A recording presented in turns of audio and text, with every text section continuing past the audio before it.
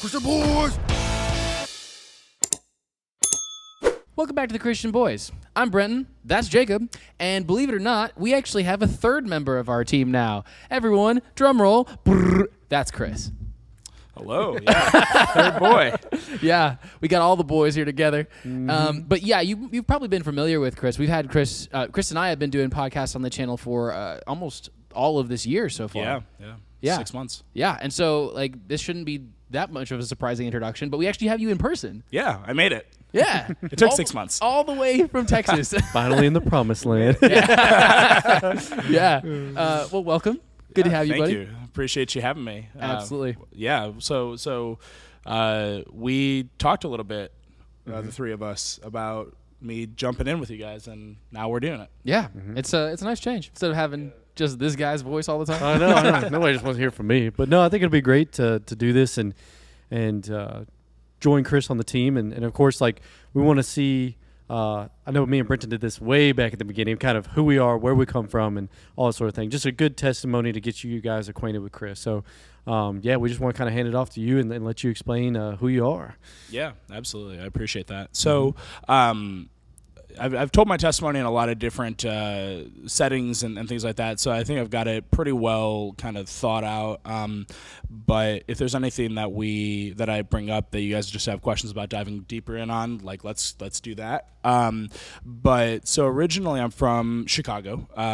Brenton and I met up there. So Brenton and I have known each other for several years now. I think 7 years. Yeah, going on 7. 7 years now. We've been friends, and we met up in just outside of Chicago, which is where I grew up, and knew Brenton's wife Danielle and Paul and Ariana Mizia and just their entire family. But so that's the area that I grew up in. I was born in '93, and so I think I'm the old man of this group, huh? Grandpa Chris over here. All right. Oops. Great. And so yeah, I was born in '93, and really a lot of my testimony I think starts from before I was born, because if I had a family tree to show, everybody would be confused, because ultimately where my family tree kind of ends here is that I'm actually like my own uncle. So I was adopted by my grandparents at birth, and my grandparents also adopted my biological mom. So before I was born.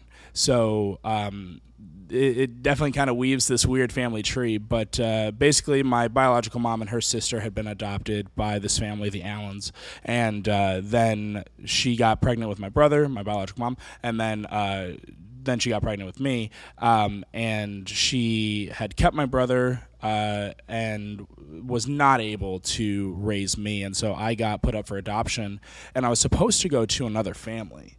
I was supposed to go to a family. Their last name is Kudzowitz, and I was supposed to go to them. They're friends of my grandparents from church, I believe, and we had really kind of set everything up, and I went to live with them for about a week from the time that I was born, and within that week, my grandma had been praying about it, and Teresa, who is the matriarch of the Kudzowitz family, had also been praying about it, and my grandma had told my grandpa about this, and he called the Kudzowitz family and spoke to the patriarch of the Kudzowitz family, and basically had confirmed that God had been speaking to both of the matriarchs of the family, saying, like, this isn't the right move.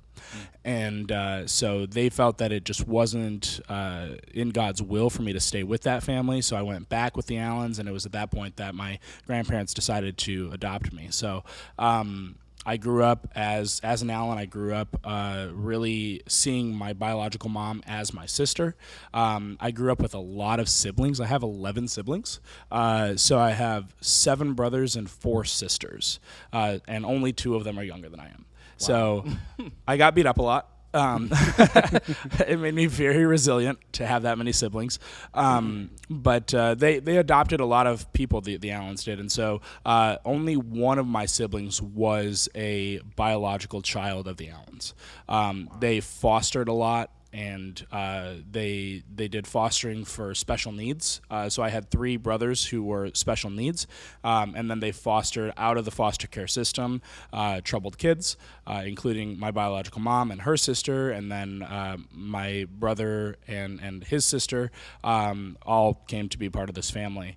And then my younger brother was adopted out to, and he was a biological brother, so he was adopted out to another family.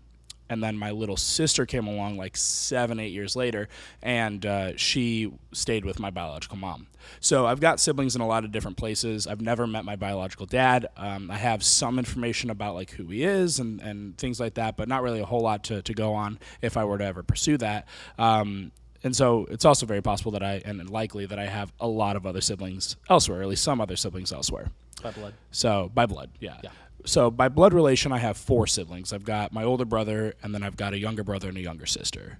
So I grew up very kind of like middle class in the suburbs of Chicago, and I really had a fairly normal childhood. I can't think of things in my childhood that, like, people in their childhood, and a lot of the times in their testimony, it's like, oh, I have these kind of like, you can call them traumatic experiences, or to use a popular term now, like a core memory or things like that. Like, I have those, but it's a lot of happy memories as a kid. I didn't really have anything in my childhood that really like stands out as particularly traumatic or anything like that. But well, maybe not traumatic, but can I ask, like, what was the dynamic of being raised alongside your biological mother by a generation behind your biological mother? Yeah. I would imagine that dynamic was a little strange compared to what most kids would have gone through. I think a lot of people from an external aspect find it strange. Yeah. But I never thought about it. Like, my biological mom was just always my sister. With the recognition that she was my biological mom. Like, that was never kept from me. It was never some family secret or anything like that. But it was never, I never had the mindset of like, you're my mother. It was always like, you're my much older sister. But a lot of my siblings were older than me because they were my aunts and uncles. And so like, that was just the dynamic that I grew up in, right? Like, that was just the way that I viewed all of it, to the point that it was actually a little bit weirder for seeing other families that didn't have it that way. Right. Where it's like, oh, you're like, you live with your siblings and they're all within a year or 2 of you, like, or 3. Like, that was a little bit strange from that aspect. So, did you grow up with siblings that were around your age though? Yeah, I mean, I saw them. So you get out of my biological siblings, and so I have a brother who's about 1.5 years older than I am, and he's the one in my family that I'm the closest to. For obvious reasons. I mean, we're close in age, and we're actually biological siblings. And he and I talk all the time, and we're very close with one another. But the next one up from there is like 5 or 6 years older than I am. So, it wasn't all that close in that regard.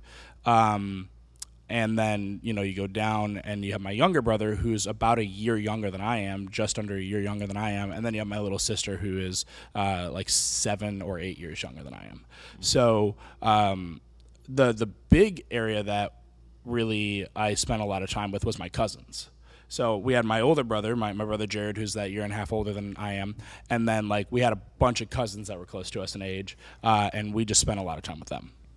I can definitely relate with the family dynamic being different, but not being weird, because like my sister, she's adopted. She's technically my cousin, but it's like, I've never seen her as anything else but my sister. It's like, it's not weird. And she's biracial. So it's like, a family of white boys, and all of a sudden this biracial girl, and to other people it's weird. But for me, I'm like, no, it's just my sister. It's like, it's, when you grow up in it, it doesn't, I think the Lord has a way of like shaping you as a child to be able to love your family just as they are, and not have to have that weird outlook on it, if that makes sense. So I can relate to that in a way, I guess. Yeah, it's exactly like that. And so one of the things that is always really interesting is, first of all, being adopted by my grandparents and with the entire dichotomy of everything, like they're my parents. And so that's always been the view.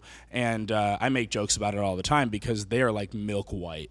My mom is from I'm the sure they Netherlands. appreciate being called. And they would probably agree. So my mom is from the Netherlands, and like she came from the Netherlands, and my dad is from Michigan, and they're just two like middle class white people, right? And so it's like that's always fun when it's just like, these are my parents, and they're like, but you have a year-round tan. I'm like, yeah, I sure do. So, things like that. But more so than just me, two of my siblings, really three of my siblings are black. And so that's always fun too, because it's like, yeah, here's our parents. And so then comes in the explanation of like, yeah, we're adopted. And so, but then the big thing is I grew up in that, right? So it's like I've got black siblings, I've got white siblings, and so that is something that, like, from a race standpoint, where other people find race then to be foreign and you're introduced to it, I never had that either, right? And so it's like, yeah, there's an aspect of it where it's like, this is not weird to me whatsoever. And I think that I'm really thankful to God for it, because I think it really gave me a sense of like, everybody belongs, right? And everybody's included, because that's really just how my family was. Like, we did holidays together all the time. I have these really fond memories of holidays together, and like these big table dinners with my entire family, and just things like that, where it's like, yeah, like that's what it was, and everybody comes to that. We did pool parties and stuff like that. We had a pool as a kid, and did these pool parties and stuff like that, where it was like, this is just what we do. And everybody comes to it, and we cook out and we have fun and things like that. And so, the idea of that aspect being weird was really introduced by other people that are like, isn't this strange? And I'm like, what? Like, what's wrong? Is it normal life strange? So that was a thing. And then just growing up, I grew up, I think, in the best sense of the terms, very normal. Into the Christian community. My parents had me in church from really the day I was born, largely, and grew up within the church. I was always very passionate about going to church. So I grew up Christian. I grew up within the church community at the very least, and then later on made a profession of faith. And so we grew up in an Assemblies of God church. So we grew up Pentecostal, believing that the gifts of the Spirit are continuing today, and it was a very vibrant, active church that I grew up in. That had a great kids ministry, and I'm really thankful for that, because I had such a support network out of my family that was like just willing to love me, and like going through my teenage years and being like rebellious and angry and everything is terrible. Like I knew that I could really rely on the leaders at my church to just love me. And so I did a lot of like kids camp and youth retreats and things along those lines growing up. What actually did lead you to placing your faith in the Lord and actually becoming a disciple of Jesus? So I remember being baptized of my own volition. They were doing baptisms at my church on a Wednesday night, and I had been at church, and as best as I can recall, somebody explained to me what was going on, and I was like, well, I believe in Jesus and love Jesus. And by this point, I'd already identified, like, I want to do pastoral work as a kid, and I feel called to doing pastoral work or something within the church. And so I was like, well, like, I don't think I've ever been baptized. And so I called my mom, and I was like, have I been baptized? And she's like, yeah, you were baptized as a baby. And I was like, okay, so I'm getting baptized tonight. And so she brought me a change of clothes, and I got baptized that night. And I was like 12 or 13, I want to say. Like, I think I was 12, because I had just transitioned out of kids' church. And so I would say it was around that point that it really just sunk in for me of, like, everything that is implied within the gospel. And I, from there, really gave my life to Jesus. And, you could ask anybody not that it necessarily makes me a follower of Jesus, but you can ask anybody from that time period in my life, what does Chris want to be when he grows up? And they would tell you he wants to be a pastor. And like I was very vocal about it. I went on all the retreats. I would, and like nobody should do this, but I would like get angry at my parents if they weren't going to let me go on a retreat, just stuff like that. So, I was Church very kid through and involved. through. Yeah. Oh yes. I was very involved in my church, growing up. And I'm just so thankful to God for that, because like I had a really great community, and I was able to really pick up like this is what the church should look like. And I knew, and I still know, like if I were to reach out to any of my leaders that I had as a teenager, they would be more than happy to pick up the phone and talk to me. And just having that, like I think a lot of kids find that in youth groups, and that's certainly my hope, is like that they know that they can talk to somebody at a youth group, and have that level of support. Yeah. So that was kind of my upbringing. I grew up in the AG church. I grew up pretty staunchly AG, and was very, very involved in church. Probably the biggest like turning point in my early life, though, came when I was 12, and that was my older brother, who was the biological son of my grandparents who had adopted me, was killed in a car accident. And so that kind of shook my family, and that's really where I saw the dynamic of my family change, where now there were people kind of within my family kind of like pitted against each other, and kind of fractures within my family, mainly with my biological mom and her sister. There was kind of these splits that took place in the family, and that was a really painful time in my life. A time, again, where I really just sank into the work that I was doing at church. But it was also around that time, when I was about 12, that I like drank for the first time. And so like being 12 years old, I was actually given alcohol the week that my brother died. And so like that's really where I kind of started to experience what we could call adult activities and things along those lines, right? Where it's like, yeah, I'm 12. I shouldn't be drinking this drink. And it wasn't too long after that I got like high for the first time, and just stuff like that you start to be kind of presented with as a teenager, but may not necessarily jump into. That was the point that I started to do that. And it was interesting because I maintained a pretty strong attendance with church. Like I was still at youth group, I was still worshiping, I was still in my Bible, I was still connected. But I was definitely kind of leading these two different lives, where it was like I'm on some weekends, not all the time, and it never became like a really big thing in my life, but it was like on some weekends I'm off, essentially partying with my friends, but then I'm at church. And so I was kind of leading that, and kind of living that way for quite a long time, really through high school. That was kind of the way that I was just operating. And so that was really kind of the, I guess you could say, like struggles and strongholds that I had in high school. But I finished out high school and went to college very briefly. Less than 2 years I went to college. And I went to a Christian college, and I wanted to be a youth pastor, and I got involved very early on in pastoral ministry. And was connected at a church in Texas, about an hour from my school, as a youth pastor. And it was very formative. It was a great experience. I made some great friends who have been lifelong friends. But now being 31, I am like, what were they thinking putting an 18, 19-year-old kid in the role of a youth pastor? Because that was dumb. Like, that was not the move. It's interesting when they make kids preach to kids. Yeah. Well, and I think that there is something to be said for, like, having that responsibility of being able to preach and to teach at a young age. And I was capable of doing it, but running a ministry is not the same as preaching and teaching. No, right? And so it's like, if you want to put me up on a stage to preach a message, I can do that.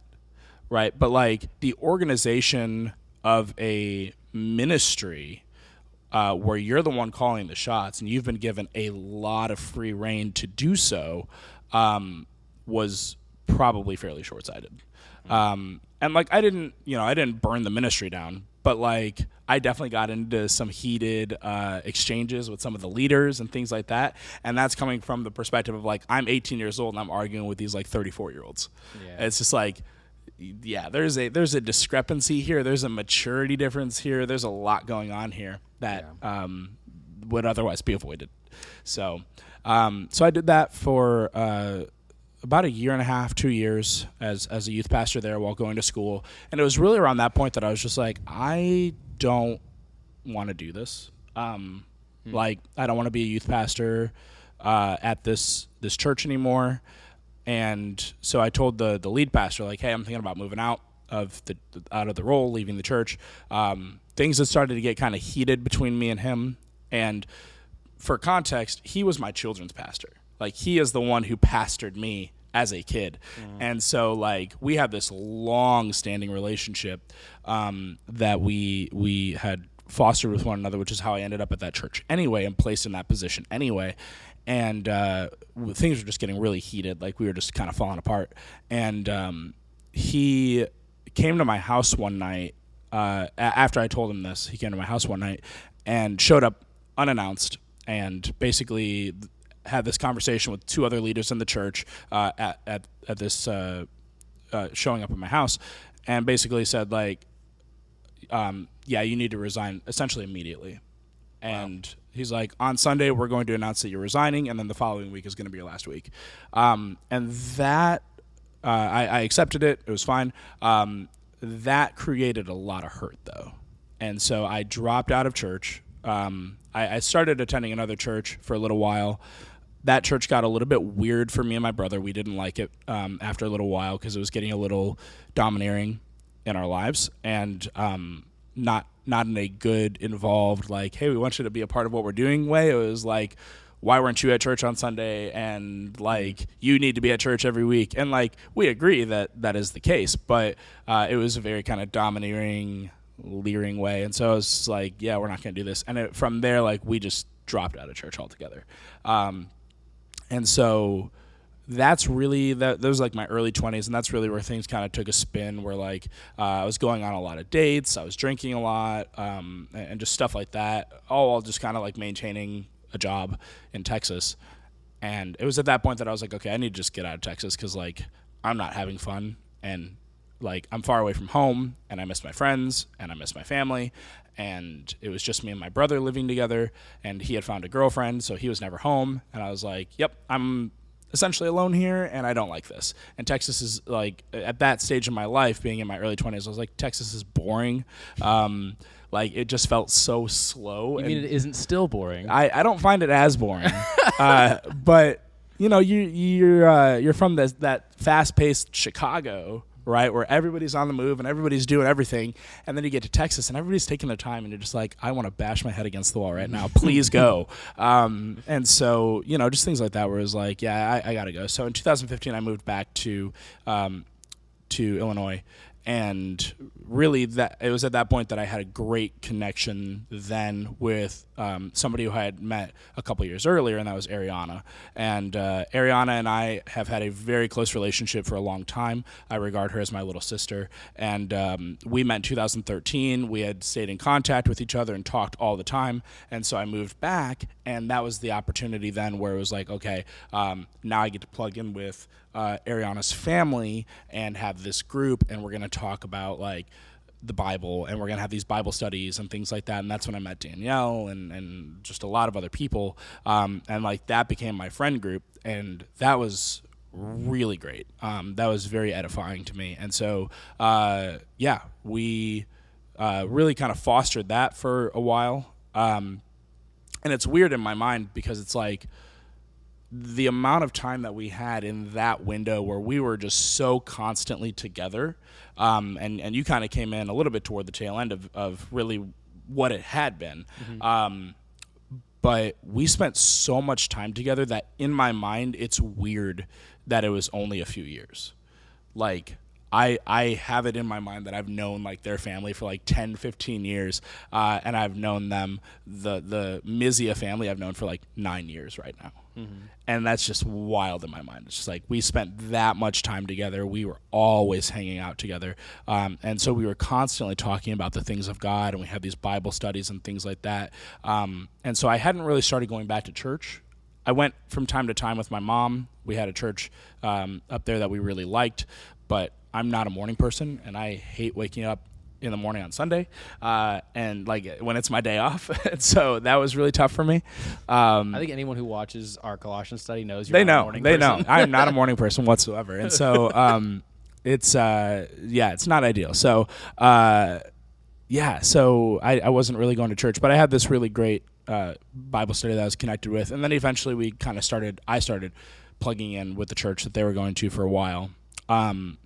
But then in early 2017, I reconnected with somebody that I met on my first day of college. And that was my now wife, Lauren. And so we started dating. And then in 2018, I proposed to her.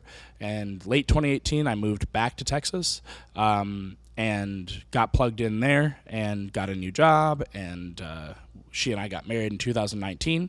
And I've lived there now for coming up on 6 years, and have been involved in ministry that whole time as a youth pastor and now a teaching and an outreach pastor at my church. And so that's really kind of been just broad scale the kind of journey that I've been on. One question for you before we wrap this podcast up. I want actually all of us to answer this, so maybe we'll actually start with Jacob just to give your voice a Put break. me on the point. Okay. What would you say is your favorite thing about Jesus of Nazareth? If you were just to say off your head, what's your favorite thing about him, and why do you want to follow him? The thing that keeps coming to my head is just the truth. He is the truth, and it's like that's what I sought for so long. Was I go back to that question? I know I bring it up all the time, but why not Buddhism? Why not Hinduism? Why not whatever? It's because Jesus is the truth, and I love that. It's the fact that everything about him is the truth, and so he is what reconciles reality for me. So, yeah, Love that. Mm-hmm. Chris, what's your favorite thing about Jesus of Nazareth? Would definitely agree on the point of Jesus being truth, as somebody who just wants to seek out what the truth of the matter is. Like, I think obviously Jesus is ultimate truth, right? Jesus is the pinnacle of truth, and Jesus is the truth. So I definitely on board with that. I would say really in the character, right, the person and work of Jesus is his compassion.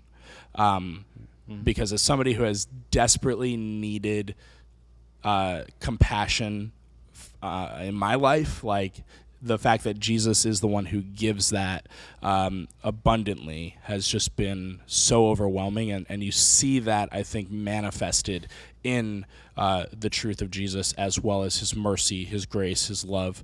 I think all of that is really wrapped and rooted in this compassion for those who are on the outside looking in. Yeah. He talks about the kingdom of heaven now being available to the weak and the powerless and the lowest rung of society. It's available to you guys too. It's not just the rich and the powerful who have access now. It's everyone. Right. If I were to name my favorite thing about Jesus of Nazareth, first of all, it gets lost on a modern context because of how far removed we are from the culture in which Jesus delivered his sermons and his illustrations. But that dude is funny. Like, if you if you understand some of the jokes that he makes, like, he uses irony a lot. He uses he's very humorous in his parables and in his stories and his illustrations, like talking about why do you judge your brother for the speck in his eye and you don't notice the log in your own. Like, that's hilarious. Like, it's totally lost on us because it's just so interweaved in our society now. But like, Jesus was funny. That dude was like next level funny. But so that. But then also, on top of him being very witty in what he delivered, he also was just brilliant.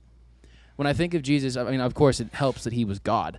But if you're wanting to actually put it in terms of his humanity, Jesus was a brilliant teacher.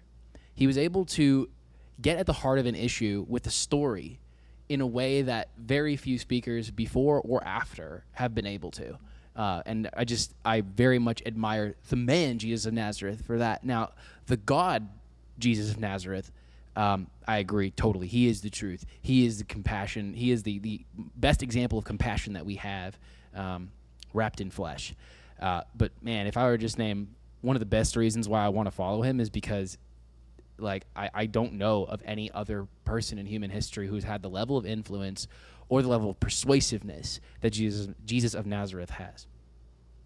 Well, and if what he's saying is true, then he is God. So Yeah. we better follow him. Because he's been he called himself the I am. So like, if he is telling the truth, then that has some consequences, doesn't it? Yep, absolutely.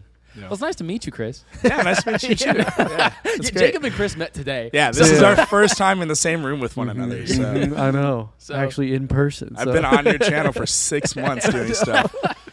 We're just like two ships passing in the night. Yeah, it's like this is a cool exchange for me because I've known these boys for years, and so it's like it's really cool. But thanks for joining us. If you have any questions or comments, please drop them below and feel free to subscribe. We'll see you next time. Yeah. Thank y'all.